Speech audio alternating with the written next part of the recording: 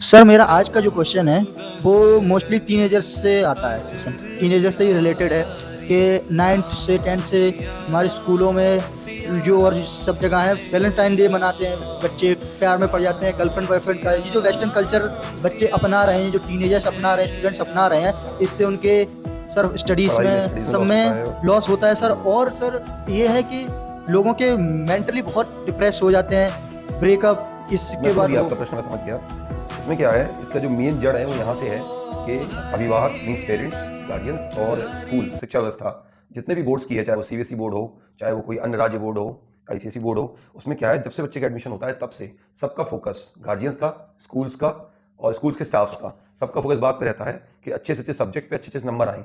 Subject बाद में जाके क्या हो, फिजिक्स केमिस्ट्री मैथ साइंस, यही आप एसएसटी, ये सब सब्जेक्ट जो होते हैं, तो इन विषयों पे बच्चे पढ़ के अच्छे नंबर लाना स्टार्ट करते हैं। फिफ्थ क्लास में आते हैं बच्चे, सिक्स्थ में आते हैं, सेवन्थ में आते हैं, तो उनके दिमाग में एक मेंटलिटी बन जाती है, उनकी एक सोच बन जाती है कि मेरे नंबर अच्छे आ रहे हैं, मेरे पेरेंट्स मुझसे खुश हैं। लेकिन इस शिक्षा में कहीं भी आध्यात्म से जुड़ाव नहीं है, संस्कृति से जुड़ाव नहीं है। तो जब 9th-10th में बच्चे आते हैं तो उनका जो बॉडी हार्मोनल चेंज आता है, जब वो अपनी किशोर अवस्था पे कदम रखते हैं तो उनमें एक आकर्षण आता है, चाहे वो स्त्री हो, चाहे पुरुष हो, चाहे लड़का हो, चाहे लड़के हो, चाहे बच्ची हो, चाहे बच्चा हो। तो उनमें जो आकर्षण आता है उस वजह से, क्योंकि उनकी बिल्कुल भी आध्यात्मिक शिक्षा पहले नहीं की गई। अगर उन्हें सांस्कृतिक शिक्षा दी जाए, थोड़ा बहुत रामायण का, गीता का, संस्कृत का थोड़ा सा ज्ञान दिया जाए, गार्जियंस अपने कमाने खाने में इतना बिजी हैं, वो ज्ञान नहीं देते, सही गलत का जो भेद है वो करना सीख जाएं, माने कि उनमें विवेक जाग जाए, तो वो अपने आप को संभाल सकें। अब वो तो बच्चे हैं उस उम्र में, और आजकल वैसे भी मोबाइल का जमाना है, छोटी उम्र में ही बच्चों को फोन दे दिया जाता है। तो जो कुछ बचा है संस्कार उनमें, जो खुद से आत्मबोध जागता, वो फोन दबा देता है उनका। तो बच्चे फिर उस लाइन पे आ जाते हैं कि माँ बाप से झूठ बोलने लगते हैं, छुप के मिलना शुरू कर देते हैं, पढ़ाई में मन नहीं लगता है।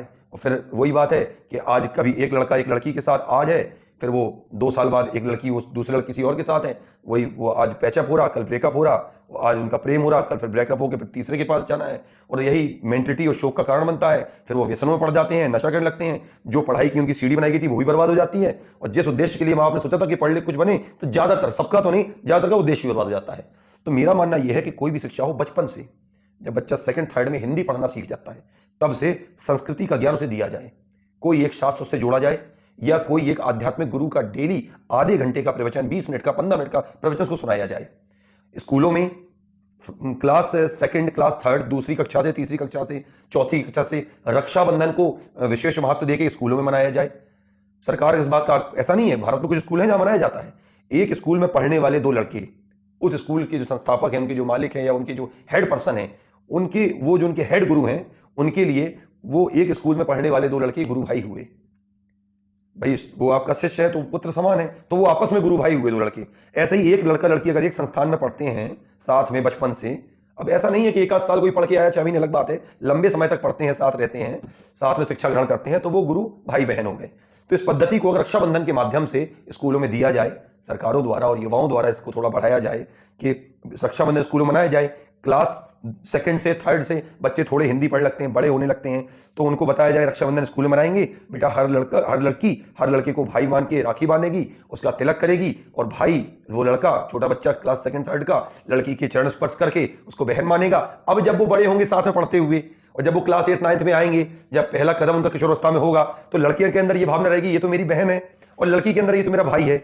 तो जो आपस में बहुत जल्दी जोड़ियां बन जाती हैं कम उम्र में बच्चों की, वो नहीं बनेंगी। उनमें भाई बहन, और काफी आगे तक, मतलब उनके जब तक ब्याह नहीं हो जाएगा, शादी नहीं हो जाएगी, तब तक उनके जीवन में रहेगा अरे ये तो मेरा भाई है। जैसे पहले के जमाने नहीं गांव में होता था, मोहल्ले की सारी बच्चियां लड़कों के आंखों में आंखें बांधी, लड़के खुश होते थे, देखो मेरा हाथ यहां तक बढ़ गया। वो पद्धति स्कूलों में अपनानी चाहिए। उससे क्या होगा, अध्यात्म अपने आप बच्चों में जुड़ जाएगा।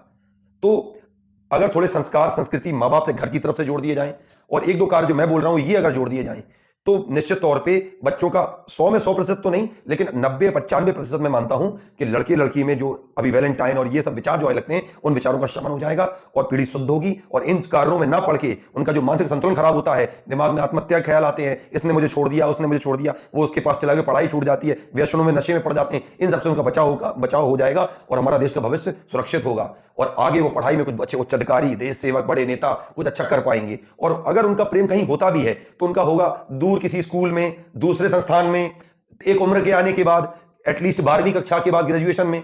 तो उनमें इतनी मेच्योरिटी तो आ जाएगी कि चलो एक बार प्रेम हुआ तो उसको हम आगे तक निभा ले जाएं, जीवन पर्यंत निभा ले जाएं।